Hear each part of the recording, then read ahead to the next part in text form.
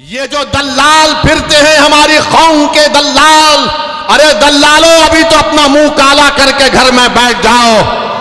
बरसों से धोखा दिया गया है, बरसों से नफरत का माहौल पूरे देश में पैदा कर दिया गया कि अगर कोई तकरीर करता है मौलाना, कोई शेर पढ़ता है मौलाना, तो उठाकर उसको जेल में डाल दिया जाता है।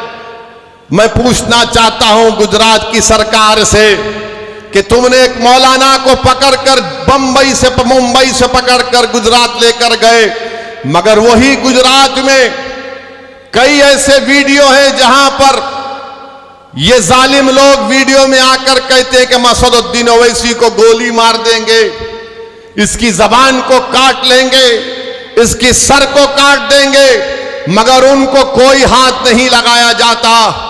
मगर कोई एक शेर पढ़ देता है तो उस अशार के गलत माने निकालकर मुंबई से मौलाना को लेकर चले जाते हैं। 3-3 मुकदमे उन पर बुक कर दिए जाते हैं। मगर हम बीजेपी के लोगों से कहना चाह रहे हैं, तुम क्या कर सकते? तुम सिर्फ जानी तो ले सकते हो ना, तुम जानी तो ले सकते हो और क्या कर सकते हो? अगर मेरे मुकद्दर में जो लिखा अल्लाह ने लिख दिया वो तो पूरा होकर रहेगा, मगर जब तक हम जिंदा रहेंगे हम बातिल को बातिल कहेंगे, हम बातिल से समझौता नहीं करेंगे, हम बातिल को खुश करने के लिए अपनी पॉलिसी को लचकदार नहीं बनाएंगे। हमारा काम यह है मेरे अजीज दोस्तों और बुजुर्गों कि हम हक को कामयाब करें, और हक की कामयाबी का राज आपका इत्तेहाद है। याद रखिए, कब तक आप सेकुलरिज्म के नाम पर ठगे जाएंगे? कब तक आप सेकुलरिज्म के नाम पर इनको वोट देंगे और वो बीजेपी को बिहार में सत्ता देंगे? मैंने 2015 में भी कहा था तुमसे, मगर तुमने मेरी बात का यकीन नहीं किया। मैंने 2019-20 में भी कहा था, मगर आपने मेरी बात को नहीं समझा। कम से कम अब तो समझ जाओ।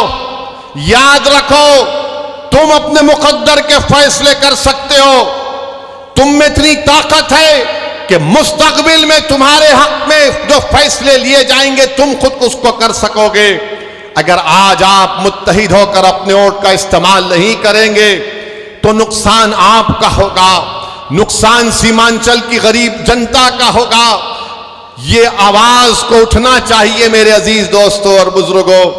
आप देखते हैं कि भारत की पार्लियामेंट में हर मसले के ऊपर मजलिस इत्तेहादुल मुस्लिमीन के अरकान पार्लिमान अपनी आवाज को उठाते हैं। किशनगंज में अलीगढ़ मुस्लिम यूनिवर्सिटी का मसला मजलिस के एमपी उठाते हैं। मसाजिद का मसला 500-600 साल की मेहरौली की मस्जिद को शहीद कर दिया गया। क्या आपके किशनगंज के कांग्रेस के एमपी ने मुंह खोला? नहीं बोल सके। किसने बोला? मजलिस इत्तेहादुल मुस्लिमीन ने उसकी आवाज उठाई। आप देखते हैं बिल्किस बानो का मसला हुआ, किसने पार्लियामेंट में उसका मसला उठाया? मजलिस ने उसको आवाज उठाई इंसाफ के लिए। तो मेरे अजीज दोस्तों और बुजुर्गों, मेरी आपसे सिर्फ यही अपील है कि आने वाले लोकसभा के चुनाव में आप मुत्तहदा तौर पर एक अच्छा फैसला लीजिए।